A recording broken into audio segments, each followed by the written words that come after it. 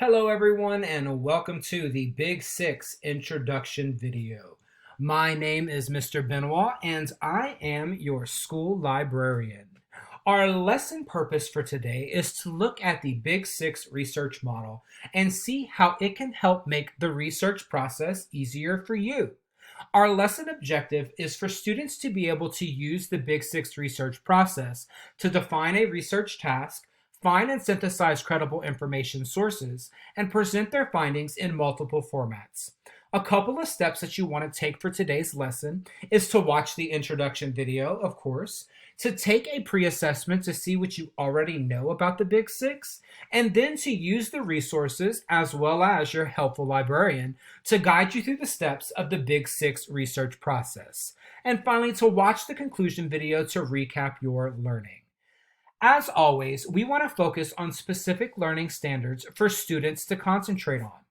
First, we'll look at our state standards, where English language arts and reading students will focus on inquiry and research, listening, speaking, reading, writing, and thinking using multiple text. Students will be encouraged to look at both short-term and sustained recursive inquiry processes for a variety of reasons. The student is expected to identify and gather relevant information from a variety of sources. Then we'll look at our Common Core standards, and this is where students will gather relevant information from multiple print sources using search terms effectively, assessing the credibility and accuracy of each source, and quoting or paraphrasing the data and conclusions of others while avoiding plagiarism and following a standard format for citations.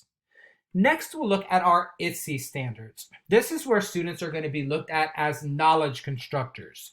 We will focus on effective research strategies, where students plan and employ research strategies to locate information and other resources for their intellectual and creative pursuits. And finally, our AASL standards, where our growing learners will select and organize information for a variety of audiences. And students will be integrating and depicting in conceptual knowledge networks their understanding gained from these resources. So, what is the Big 6? The Big 6 is a 6-step research model that guides students through the process of the inquiry and research process. Researchers can go through these steps of the process any time that they have an information need. Before you start learning about the steps of the Big 6 research model, I'm going to have you take a pre-assessment to determine what you already know. So you can go to the Google form by using the link provided, or you can scan the QR code to access the pre-assessment.